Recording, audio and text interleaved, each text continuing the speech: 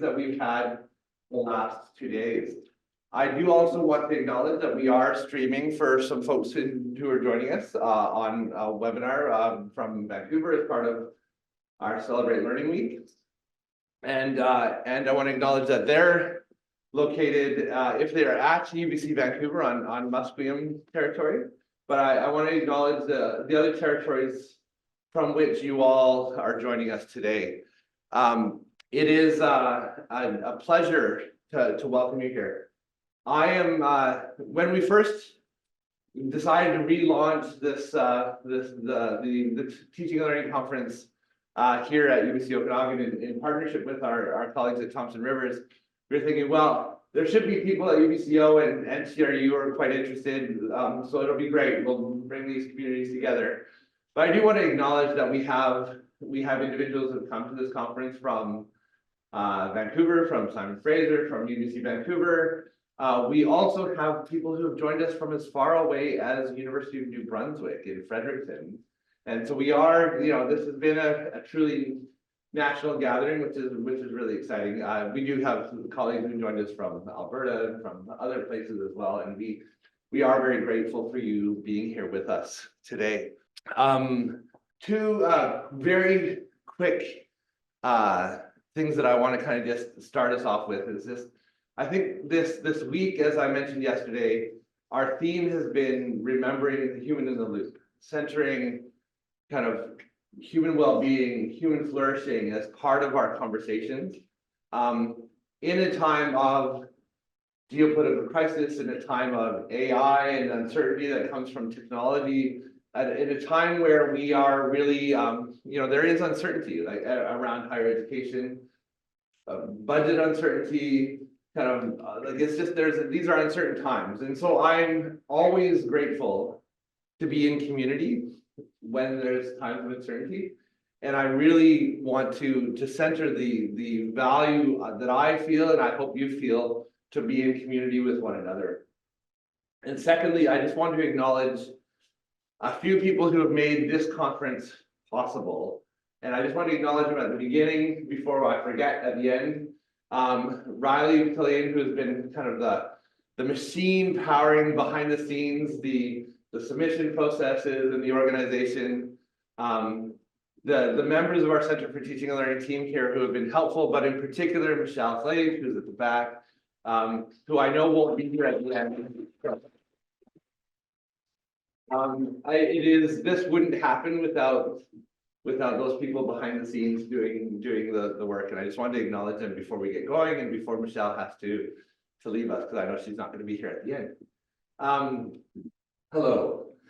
We have three amazing individuals joining us. I partially want to start with the joke of a chemist, a computer scientist, and a Shakespearean scholar walk into a bar. But I just wanted to introduce our panel really quickly. I have a couple of guiding questions that'll start the conversation, and then we'll actually open it to a conversation, both for those of you in the room here, as well as for those that are joining us by webinar. If you're on the webinar, feel free to ask questions using the Q&A features of the webinar. From my far left, your right. Oops, did I just turn off my mic? No. I'm not sure how I did that. Hello. The battery is low. That is what it is. So, Raymond Lawrence is our academic director of the Center for Teaching and Learning here at UBC Okanagan. He is a computer science faculty member and a data science faculty member on our campus. He does a ton of research related to learning in all of the work that he does, including some really exciting and interesting work around AI and the ways that we might use AI to support teaching and learning contexts. He's also a recipient of pretty much every teaching award we have on our campus, and is one of our exemplary examples of kind of teaching excellence and innovation for our students here at UBCO. Jessica Riddell, who, if you were here yesterday, you've met, the Jarislowsky Chair of Teaching and Learning at Bishop's Universities. She's a National 3M Teaching Fellow and has had many other roles that have created tremendous influence around teaching and learning across the country. and I thank you very much for being here today with us. And finally, McCollum, who is an organic chemist, spent his early life on beamlines, which I don't really understand what that means, but but he has been a real innovator in chemistry education over many years. He recently joined Thompson Rivers from Mount Royal University, where he was a professor of chemistry and a National 3M Teaching Fellow. As well, he's now the director of the Center for Excellence in Teaching and Learning or Excellence in Learning and Teaching at Thompson Rivers University. So thank you all for being here today. We are going to start with just an opportunity to reflect on the conversations we've had. This is 5 years in the making in terms of us not having an in-person conference here. But you thought with your, Jessica, you started with this idea of hope, centering hope and hope circuits, and in the way we actually think about human flourishing, and so I'll maybe start with Raymond to just reflect on the conference and your thoughts about and also possibly about Celebrate Learning Week broadly around remembering human in the loop. Great, thank you. Is this on? Yes. Okay, great. I just want to say, first of all, I think everybody who's attended this conference, when you restart something, you're never sure exactly how it's going to go and how many people are going to show up. And we've had really good attendance, such energy in the room. One thing I really love when I attend this is all the other educators that bring their energy and motivate me to be a better educator and take things from everyone's presentation. So thank you so much, and we're looking forward to continually doing this throughout now and next year in TRU. The sessions in this particular conference have been really interesting, and I want to say I love that they wasn't all AI. I talked about AI with you all week in a variety of sessions, and in this particular conference, there was such diversity. We learned about how we build effective teams. People are doing open education resources. How do they make their courses more accessible? And the variety of lightning talks, I took away as much as I could from everyone that I saw. And I really appreciate all the presenters, the posters. I had really great discussions with the poster presentations as well that we had. And just the community and individual discussions with people is what a conference is all about. I presented at a very large computer science education conference, which had over 1,500 people attending it. And one of the mentors there says, it's great to go to the sessions, but it's the people that you meet and the conversations that you have that's the most important thing. And I really took that away, and I sure hope you've had those conversations these last couple of days. If I reflect on Celebrate Learning Week in particular, I was involved in so many panels. There was about a panel on AI on the technology side. Some people are coming at AI, they know a lot. Some people haven't even used it yet, which is almost surprising to me, but there's a whole spectrum, and we're all going to be learning as we go on that.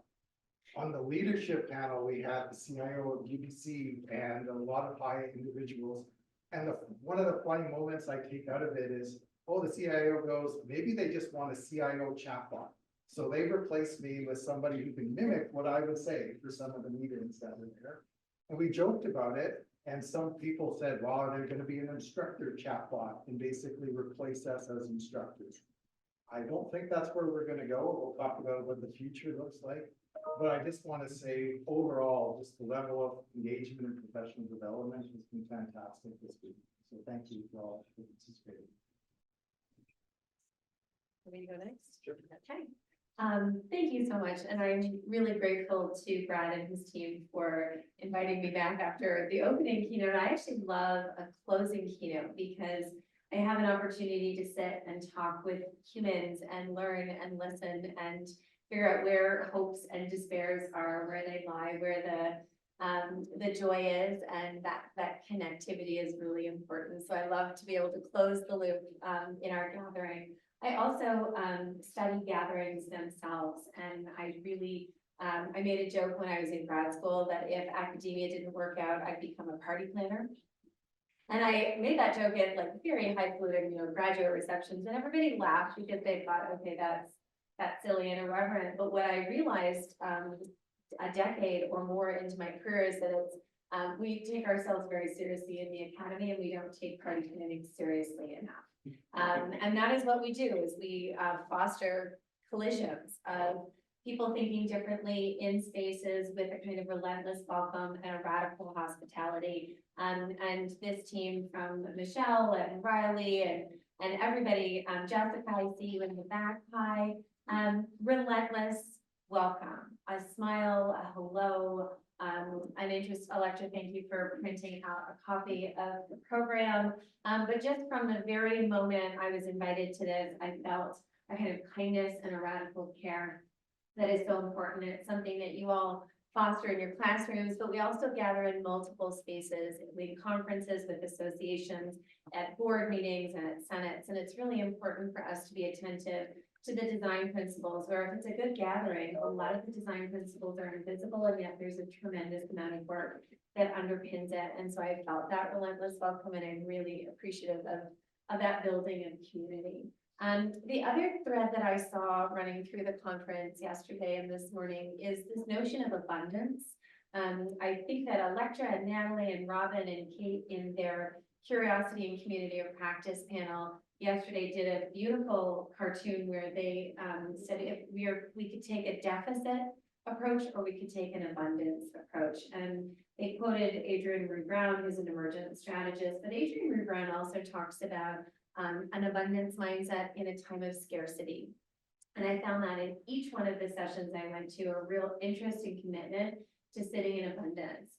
Despite the fact that our communities are often built on scarcity, institutions, as Brad said, are experiencing uncertainty, and there are dominant narratives of crisis, of lack, of catastrophe, even of dysfunction. We see that not just in our institutions, but in society more broadly. And our brains kind of get addicted to that. They get addicted to the narratives of crisis, of deficit. And Adrienne Rue Brown talks about how easy it is, how seamless it is, how very few resources you need to change your mindset to abundance, to look for what the opportunities and possibilities are, to sit together, to challenge the actual in the name of the possible. And each one of the sessions that I went to, we're looking at that from a different connect and replenish our energy to go back into the world in all of its messiness and imperfection, and continue to do the hard work. Yeah. Thank you. Thank you. I'll have to just briefly correct Brad. I'm actually a physical chemist. Oh, sorry. Sorry. So that means that. So one of the numbers that really stood, it was our colleagues at Okanagan College shared 80% of their students self-reported using generative AI this semester that's just ended. And the conversation that emerged in that session, but across all the sessions, was one of proactively responding to external stimulus, that things change around us and we respond in a positive manner. There's not a fret or quick pace to suddenly try and stop change, but rather recognize there are new opportunities coming. Students are engaging in different behaviors, and the experience of faculty changes along with that. It reminds me of just over a decade ago when something else dramatically changed in our lives, the advent of the smartphone, and how much that has changed education. And yet we're all still here. That education has remained as a foundational and important component of our society because we respond to those changes that occur around us. And it really fit with one of the talks I heard today about resilience, which was defined by the speaker as the ability to adapt. And that's what the past 2 days has really stood out to me, is that all of us have demonstrated both the ability and the willingness to adapt and to continue on our pursuit of excellence in learning and teaching. Thank you. Continuing on the theme of remembering human in the loop, I'm really interested. Each of you have a long record of teaching and have been recognized for that work that you do in various ways. I'm curious, in a time of change, in a time of uncertainty, how are you in your own practices, whether that be in kind of the administrative work you do in a center, but also in the classroom, how are you remembering the human in the loop? How are you centering human wellness and well-being and centering human flourishing with your peers, with your students? And we'll do reverse order if that's okay. Sure, yeah. I think about the idea that we reflect on what is our curriculum, what is our pedagogy, what are our assessments, and we build a plan and then we deploy that plan. And then in the wild, does it work out like we expected it would? You know, we invite humans, independent beings, to come into that structure and engage. And there was a word used this afternoon on studenting, that students will student. And that idea that they bring their individuality, their personality, their experience into that structure that we've designed. And in some cases it works, and in some cases it doesn't work. And rather than blaming the humans in the loop for not working the way we expect them to work, we recognize opportunities to reflect on that structure and how can we continually improve it in order to reshape the experience to support the behaviors we're looking for. And in my own teaching experience, this was related to students avoiding proper terminology use within the field, creating a local dialect. And my concern over what would happen as they professionalize and move into the field, but they're referring to chickenfoot or moose antlers rather than a tertiary butoxide group. And so how do I support them in adopting proper language? And what came from that was include the International Network for Chemistry Language Development and building a network where students were engaging with peers across international boundaries to see how a shared language had value for a global community. In the same way, working with the center, this conversation of it's not take a course and dismantle it and create something new. It's how do we go through continual improvement, recognizing what's working for the people engaging in that course, and then partnering with them to improve the structures so that it can lead to the learning that we're hoping it will. Thank you. I don't have an answer because I'm still thinking about studenting. Thank you for that and that notion of building shared vocabulary and adopting language and then building networks that are boundary crossing and bridge building. And those are qualities that, as a Shakespearean, I made a joke in the opening that I am a Shakespearean both by training but also disposition, that I see the world through a kind of three-dimensional co-creation.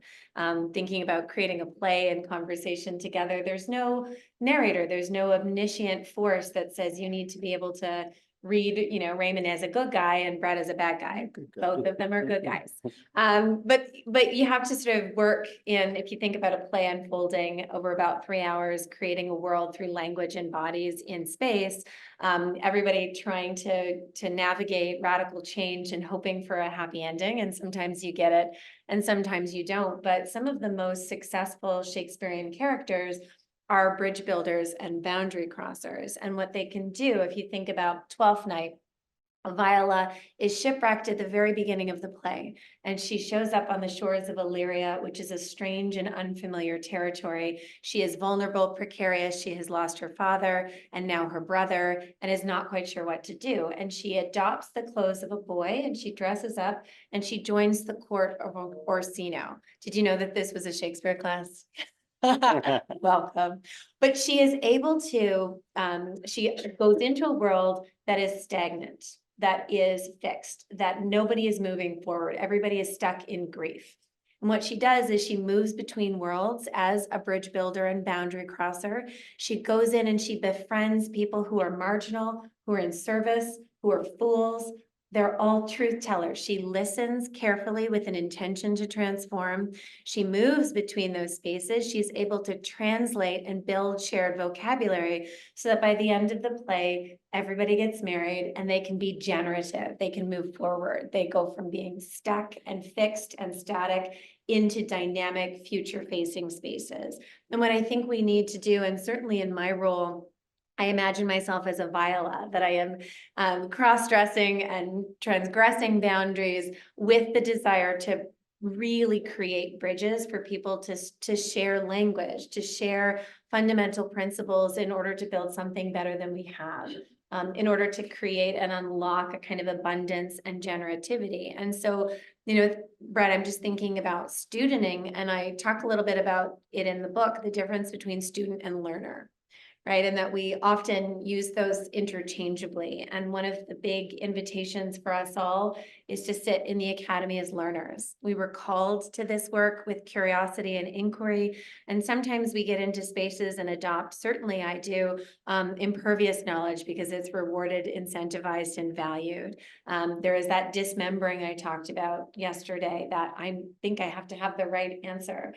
And for me to really do the kind of work that I'm called upon to do, I have to take that armor off. I have to be willing to be broken open in conversation with humans who think differently than me, and to really lean into that boundary crossing and bridge building. And so that is a successful Shakespearean character, but I also think it's really important for us to sit in spaces with students as learners, but also in our boards and our senates, in decision-making spaces where we can sit and say, I don't know the right answer, but we can live into the questions together and be willing to sit in the messiness of that transformation. And I think that is both an invitation and also feels pretty urgent right now as our universities are trying to figure out what our social mission is to a broader society. Yeah. So the question was humans' impact on your teaching or your role. In your teaching or in your work, how do you center the human in the work that you do? Okay, so I'm gonna do, I don't know if it's controversial or not, but I don't think AI fundamentally changes what it means to be an effective instructor and how you do your job. Brett brought up about the cell phone in 2010. That's a major impact. I would say a larger technology impact was the internet circa 2000, where it became commercial. It's around a lot longer before that. I actually think that's probably going to be, in the stretch of time, going to be more significant than AI. I might eat my words on that one. But it's interesting that the response on AI has been even more dramatic than those other two technologies, that we've managed to live through and still keep our focus on what's the most important thing, which isn't the technology. It's the students that are in our classroom. We may be using that technology to reach them. They may be using that technology to avoid our assessments. That's a different factor there. But it shouldn't be about the technology at all. It should be about the people, the students that we are training. And I don't think that fundamentally changes. We just have to recognize that the technology is there. I've probably said it multiple panels that I've been in, but the one thing we can't do is pretend it's not there. How you respond to it and acknowledge is going to be different for every instructional environment and every person. But the one thing you shouldn't do is just ignore and pretend it's not there. That didn't get you very far on the internet era. It didn't get you very far on the mobile era, and it won't get you very far on the AI era that's coming about. And so we're still all discovering what that looks like in your classrooms. But the bottom line is it's got to be one of acceptance. And one of the panels I did, I actually showed on my class the impact of AI, and I teach a third-year computer science course, and the AI would get over 90% on my course. And that's not unlikely. There's a lot of stats that show AP exams, very important assessments, are not resilient to AI at all. And my response to that, because I've done the course, I actually did the research before I stepped into the classroom. My response was not to change the assessments. It actually was kind of freeing, because every year I'd redo the assessments and I go, well, what's the point? I give a new assessment, the AI is still going to do that one better. This isn't competing with Chegg and copying anymore. This is competing with people to be motivated to learn themselves. So my goal changed from trying to make an assessment that they can't find and copy to, let's make sure they're really motivated to do this work in the first place. And I can tell a good story why they should do it. If I can't explain to them why they should be learning this material, why the learning objectives are there and why my assessments are there, then it shouldn't surprise me why they might avoid doing them and outsource it to anybody, whether it was somebody else before, whether it was Chegg circa 1 year ago, or now where it's generative AI. So that really hasn't changed. And that's the message I try to speak out to instructors, that not to have that fear. We're in the maximum hype cycle on AI. We don't know where it's going to go. But fundamentally, if you care for your student learning, you should be perfectly fine. And that doesn't change. And I love that when I talk to people in a conference like that, I feel that they care. And that's the biggest thing as an instructor that I think is important. Thank you. Which is a perfect transition, and I'll start with Jessica on this one. It's a perfect transition to a question that has come up year after year after year in teaching and learning conferences, which is there's a lot of research that shows significant conversations around teaching, and they don't have to be at a conference setting. They could be a hallway conversation between two individuals. But significant conversations about teaching are the single biggest way in which improvements to teaching and learning happen. So the ability to actually engage in those significant conversations really truly matter. We're at a campus with 700 faculty. How do we invite our peers, our colleagues, into those significant conversations from your perspective? Can you talk a little bit about the work that you've done to try to build those opportunities, those collisions for significant conversations? Yeah. Thanks, Brad. I think it's a question that I'm living into. I don't necessarily have any answers to, but it is frustrating when you are often in rooms where you're singing to the choir, right? That we're preaching to the converted. We're talking to people who already absolutely share those fundamental values, and yet still the systems are intractable or resistant, or that we go into different kinds of spaces and there's gatekeeping or gaslighting or kind of resistance to change. And so that is a source of a lot of howling for me, right? Howling into the abyss. Why is this so hard? Why can't we have nice things? Because we often can't get out of our own ways. And, you kind of look at where and how to intervene in managing what I think should be renewal and recovery at an institutional and sector-wide level. And so, there's a couple of things that I've tried. And one of them certainly I talked about a little bit earlier, which is relentless welcome and that radical hospitality, that invitation to transform. You can't go and sell anybody anything, right? You can't sell them a vision. You can't sell them a plan, because as soon as you say, I'm going to sell you something, it turns into a transactional relationship, and there's embedded suspicion in that transaction. But what you can do is invite somebody to come to find meaning, to find purpose, to show up in wholeness, to show up in all the messy imperfection that we are all messy and imperfect, and in community with one another. And I think that there are both visible and invisible ways to practice that relentless welcome and radical hospitality in invitation. I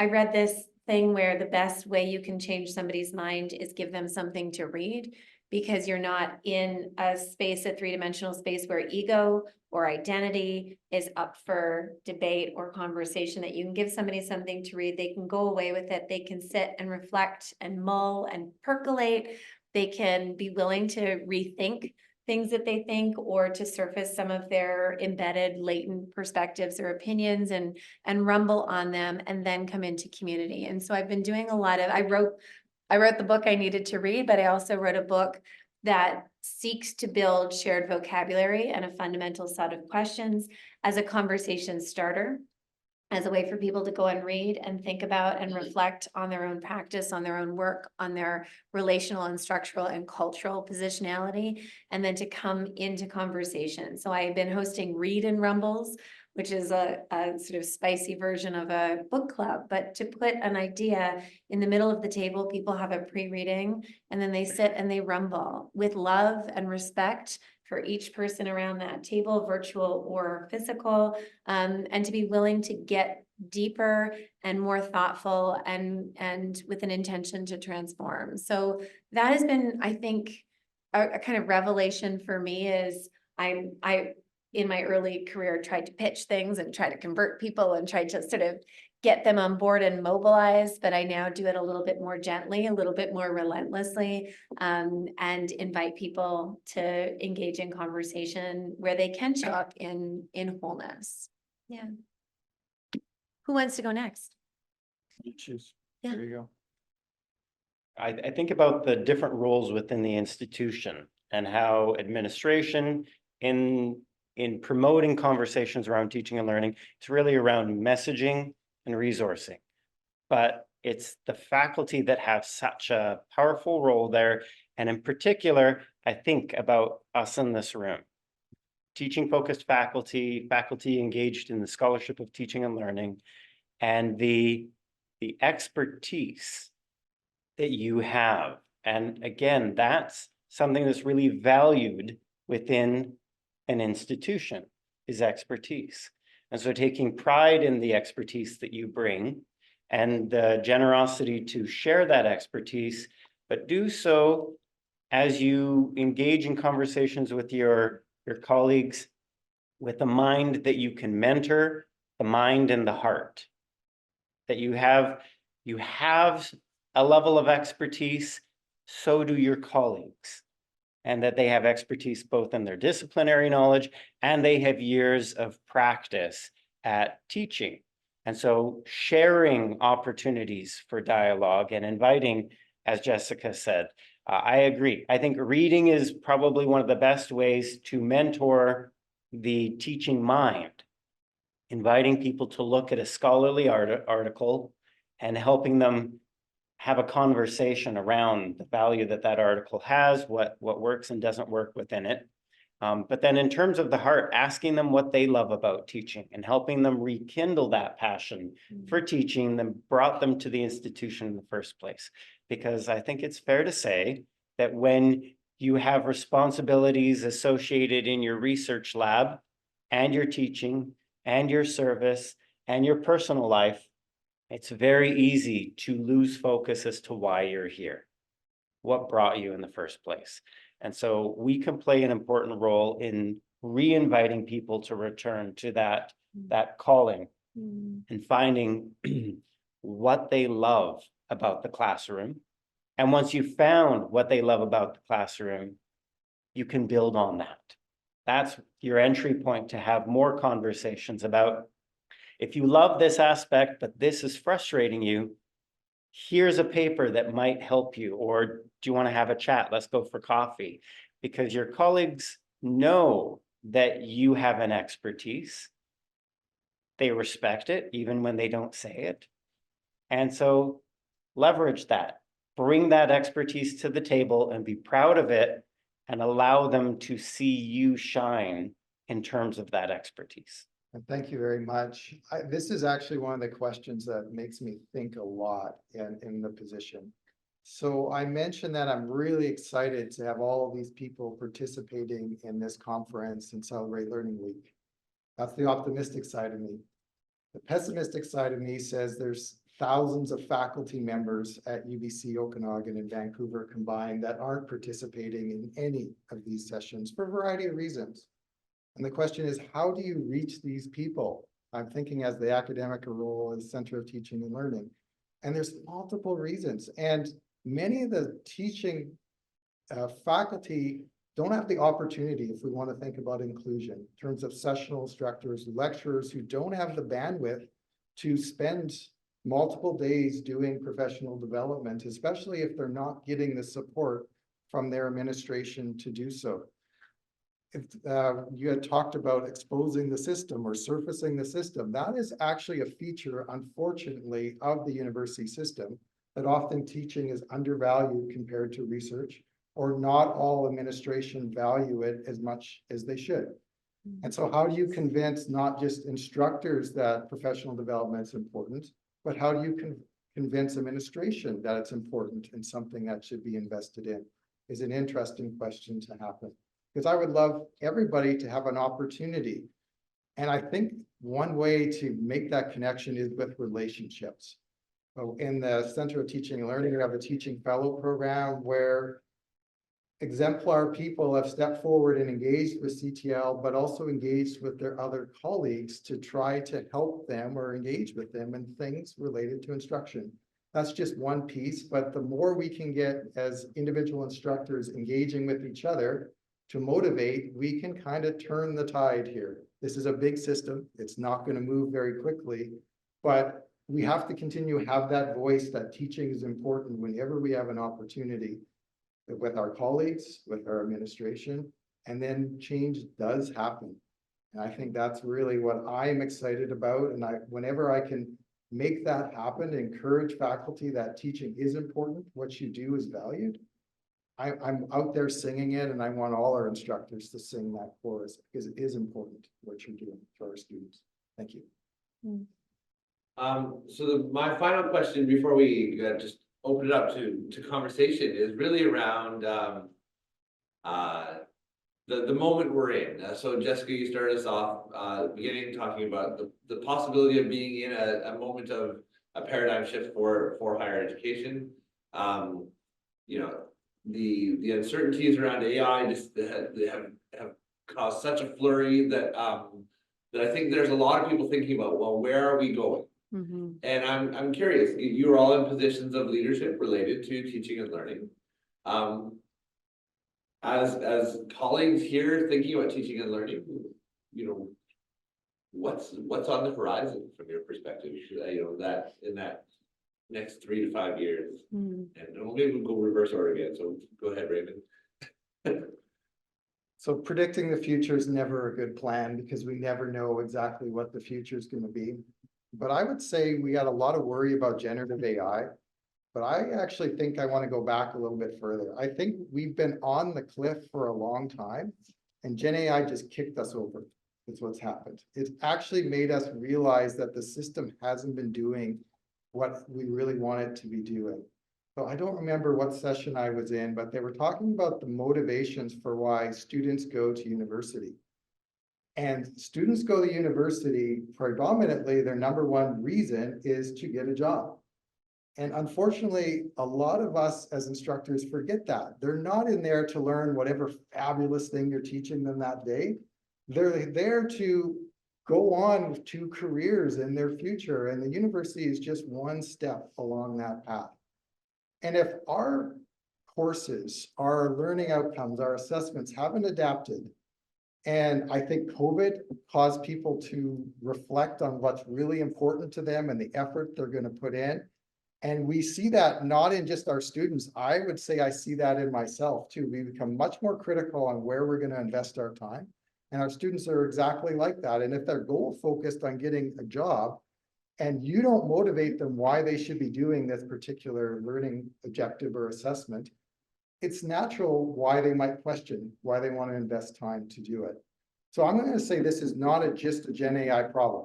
What Gen AI has done is lower the bar to make it even harder to convince them they should invest their time because Gen AI can do so many things for them. But this was a long trend that's been happening with as technology happens. And if our particular courses haven't adapted, we're going to see what we're starting to see with decreased enrollment in universities, students not having the same satisfaction and why they're there. And I think it's not just a technology trend, it's more of a system as a whole questioning what value are we adding to students? We have amazing value. Brett brought this up. You have amazing expertise in our programs, in our faculty, but we have to really question now more than ever how we are vocalizing that expertise and that usefulness to our students and adapting our programs and our pedagogy to make it more beneficial for them. So I actually don't think AI is going to fundamentally by itself change everything. I think that this has already been happening over time and we have to respond and how we teach in our courses that we offer. Thank you. Thank you. I wrote a lot of notes down. Thank you. And what that value proposition is. I think we also have to ask what the virtue proposition is. I think that careers and jobs are really important. I also think that, and there's emerging research about this new generation entering the workforce and they're looking not for money, not for career trajectory or advancement as much as they are looking for meaning and purpose. And meaningful work is the number one thing that this cohort is identifying. And we're seeing people work differently, just as we're seeing them learn differently. And I think going back to purpose, going back to fundamental questions that you've mentioned, the purpose of university, what's the value add, but also how do we unlock people's purpose? I a number of months ago now came across a poem by Mary Oliver. And there's this line that knocked me right on my butt, and it said, "Tell me, what will you do with your one wild and precious life?" And I think about that a lot, both as an individual in a messy world, but also as a member of a series of communities and institutions. What will we do with this one wild and precious life? And our students are asking that. We should be asking that of ourselves. What is our meaning? What is our purpose? Why are we here on this earth? And I think that AI gives us a really wonderful spark to start to explore what it means to be human in this world. I was listening to a podcast about the origins of AI and computer science, and then the 1960s, the interest in artificial intelligence, and Raymond, you can tell me if this is correct or not, was to go and to find what is human, to represent or create something that is human outside of us. And if you think about all of the developments of art and science, from thousands of years ago, humans try to represent human. If you think about the myth of Pygmalion, how do you mold a human out of clay? What is the animating spark? If you think about Pinocchio, how do you bring a wooden boy to life? What is the spark? What is the animating force?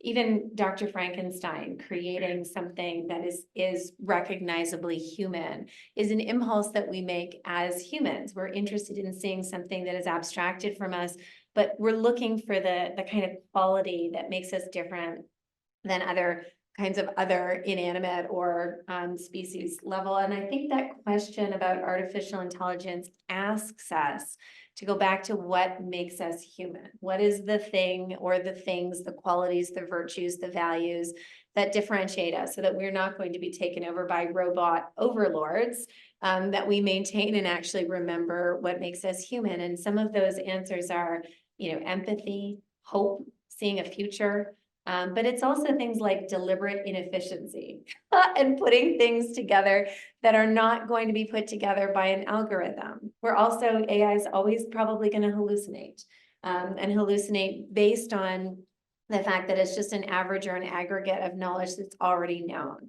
And I think what makes us human is that joyful spark, that irreverence, that deliberate inefficiency, the capacity for empathy that we need to double down on. So back to this notion of what trends do we see? I actually see a recentering of what it means to be human. I see a rise in the humanities, that we've seen a long, slow decline, but humanities built into core courses like Stephen's course on, how to do these fundamental content delivery. You can do it in a humanizing way. You can ground it in different kinds of knowledges. And I see that real appetite in this group and across the sector. What does it mean to be human? What does it mean to build and put things together to create these collisions and convergences for us to figure out how to go forward? So yes, and.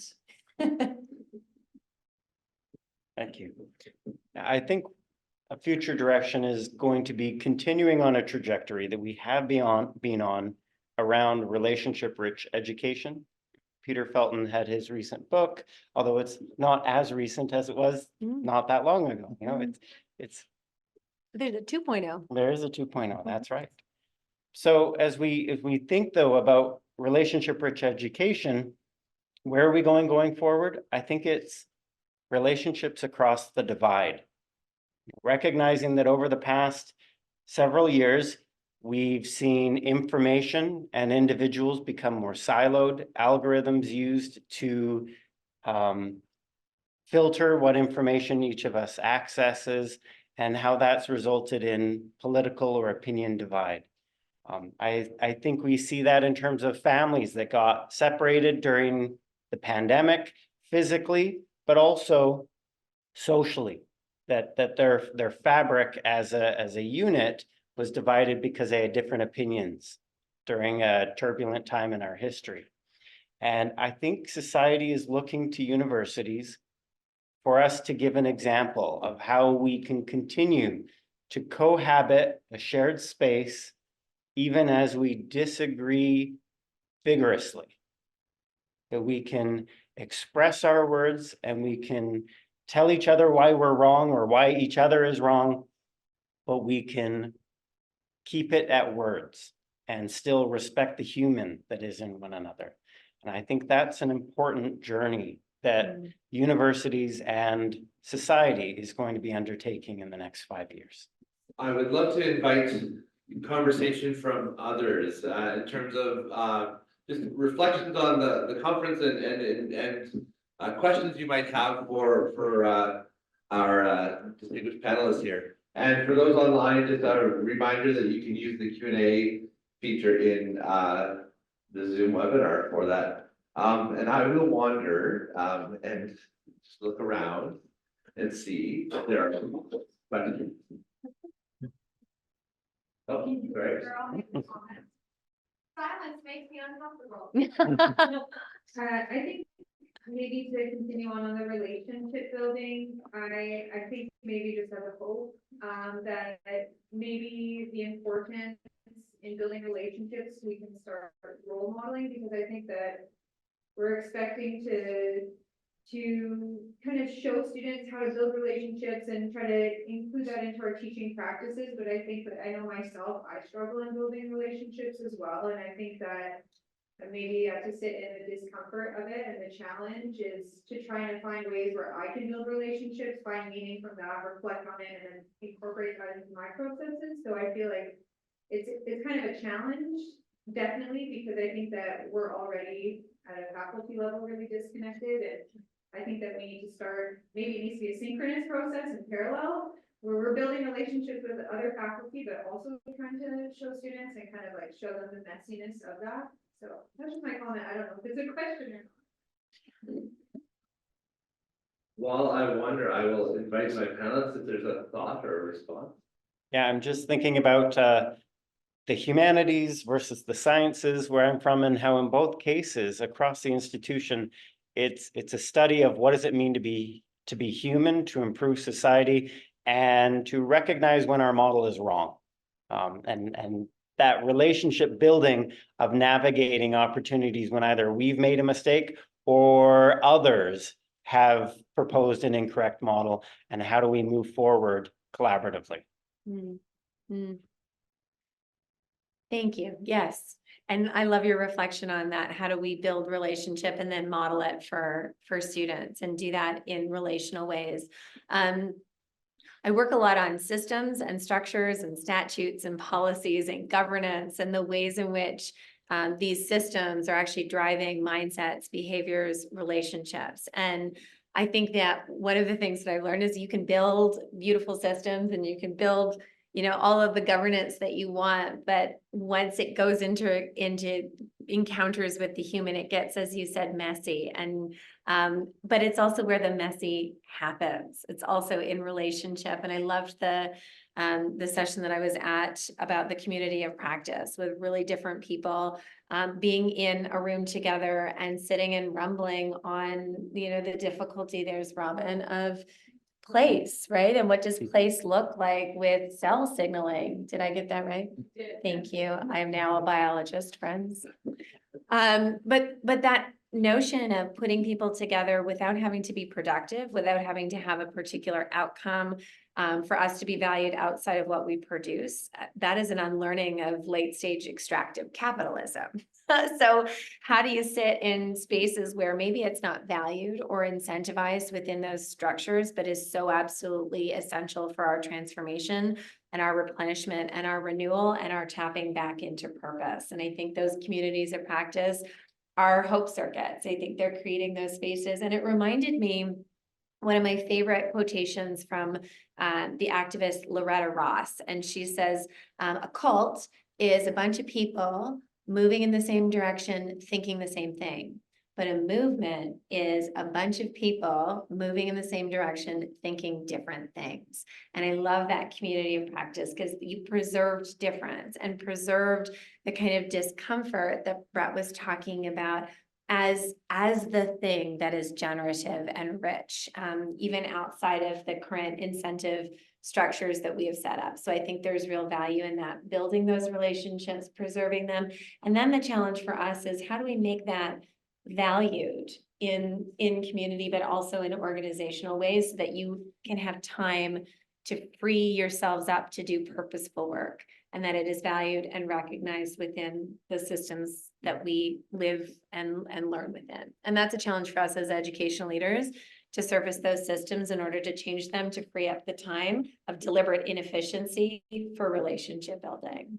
So, I just wanted to add, I think this idea of relationship-rich education, one of the things that you mentioned 2.0, there's Peter Felton and his colleagues that wrote that original book, wrote a book that was really student-oriented, called Connections Are Everything.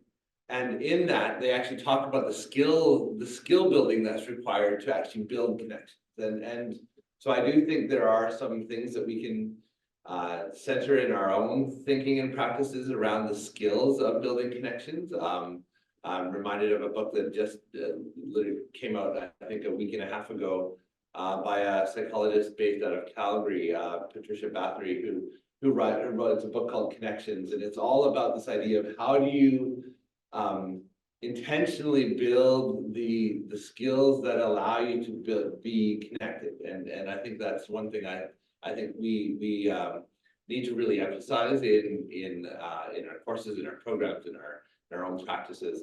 I'm very mindful of being at the end of our time, and we only have a couple minutes left.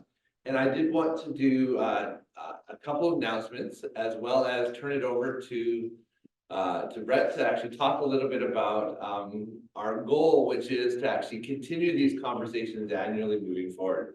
So the first announcement that I just wanted to mention, Brett actually brought a few things with him as presents from Thompson Rivers. If you haven't picked, there's a few water bottles left. There's a demonstration on the table here, as well as a brilliant cell phone holder that you can use, which I have been using throughout the panel.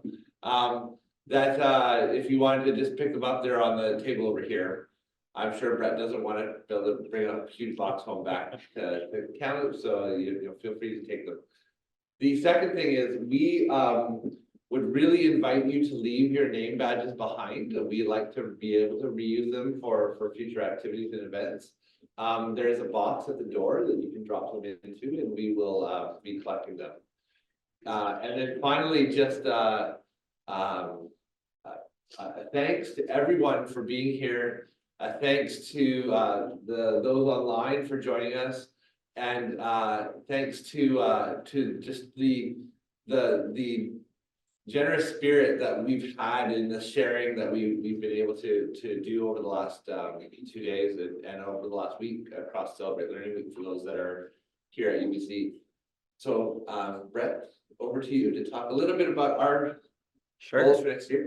Yeah, so we are very excited to have you come and join us in Kamloops at Thompson Rivers University next year. So May 2025. And really what kind of situates the work for us is that in April of 23, Thompson Rivers University Senate passed definitions for scholarly teaching and the scholarship of teaching and learning. And having those as formal definitions within our institution informs our practice. It guides tenure and promotion proceedings. It really allows us to advance the work collectively. And so that's going to be kind of the focus of next year's conference, as well as this, looking at both the work that we do in terms of engaging in our teaching practice with the scholarly lens and engaging in systematic inquiry into teaching and learning. We're excited to continue partnerships and continue building new relationships. So we're hoping that colleagues from here in Kelowna will join us, as well as across the province and beyond. And we'll be announcing the theme of the conference closer to the date. But we want you to put that in your calendar that you're looking for May 2025. And we're excited to have you join us. Thank you. Thanks. And lastly, just to close us out, I do have a gift, thank you for our two guests who are not from UBC. Remy, you don't get one. But particularly, I wanted you to be able to leave with this place, this territory with you. It's a print from the Shinsuits Heritage Museum in West Bank, and it's by a local artist. And I wanted to just thank you so much for being here, and thank you all for being here as well. Have a wonderful weekend, We're giving and a book away. I look forward to future connections. You're giving a book away. Oh, I have one more.